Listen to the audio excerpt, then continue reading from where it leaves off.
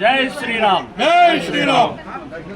ಇವತ್ತು ಕರ್ನಾಟಕದಿಂದ ಸುಮಾರು 60 ಜನ ಅಯೋಧ್ಯ, ಕಾಶಿ ಮತ್ತು ಪ್ರಯಾಗಕ್ಕೆ ಬೆಂಗಳೂರಿಂದ ಪ್ರಯಾಣವನ್ನು ಮಾಡ್ತಾ ಇದ್ದೀವಿ.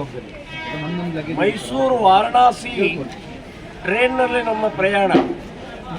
ನಮ್ಮ ಕಾರ್ಯಕರ್ತರು ಮತ್ತು ಇತರೆ ಭಜನಾ ಮಂಡಳಿಯವರು, ಮಹಿಳೆಯರು ಸೇರಿ ಈ ಪ್ರಯಾಣವನ್ನು ಮಾಡ್ತಾ ಇದ್ದೀವಿ.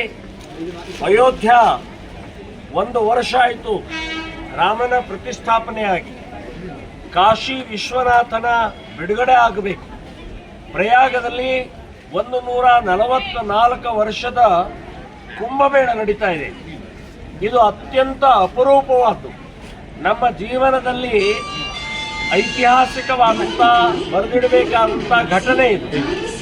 ಇನ್ನು ಮುಂದಿನ ಮತ್ತೆ 144 ವರ್ಷದ ಕುಂಭಮೇಳ ನಮಗಂತೂ ಸಿಗೋಲ್ಲ.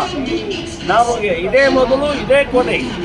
ಸೊ ಅಂಥ ಪವಿತ್ರ ಆ 3 ನದಿಗಳ ಸಂಗಮ ಏನಿದೆ, ಆ ಸಂಗಮದಲ್ಲಿ ಸ್ನಾನ ಮಾಡೋಕ್ಕೆ ನಮಗೆ ಅವಕಾಶ ಸಿಕ್ಕಿದ್ದು ನಮ್ಮ ಪುಣ್ಯ, ನಮ್ಮ ಭಾಗ್ಯ ಅಂತ ಹೇಳ್ಬೋದು. ಸೊ ಇನ್ನು ಕಾಶಿ ವಿಶ್ವನಾಥನ ಬಿಡುಗಡೆ ಆಗಬೇಕು, ಮಥುರಾ ಬಿಡುಗಡೆ ಆಗಬೇಕು, ಸಂಭಾಲ್ ಬಿಡುಗಡೆ ಆಗಬೇಕು.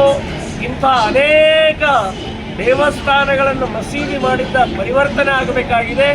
ಅದಕ್ಕಾಗಿ ನಾವು ರಾಮನಲ್ಲಿ, ಕಾಶಿ ವಿಶ್ವನಾಥನಲ್ಲಿ, ಪ್ರಯಾಗದಲ್ಲಿರುವಂಥ ನಾಗಾ ಸಾಧುಗಳಲ್ಲಿ ಪ್ರಾರ್ಥನೆ ಮಾಡ್ಕೊಂಡು ಬರೋಕ್ಕೆ ಹಿಂದೂ ರಾಷ್ಟ್ರ ನಿರ್ಮಾಣ ಆಗಬೇಕು ಅಂತನ್ನುವಂಥದ್ದು ನಮ್ಮ ಉದ್ದೇಶ ಪೂರ್ಣ ಮಾಡೋಕ್ಕೋಸ್ಕರ ಈ ಯಾತ್ರೆಯನ್ನು ಕೈಗೊಂಡಿದ್ದೀವಿ ಅಂತನ್ನುವಂಥದ್ದು ಈ ಸಂದರ್ಭದಲ್ಲಿ ನಾನು ಹೇಳ್ತಾ ಇದ್ದೀನಿ. ಜೈ ಶ್ರೀರಾಮ್.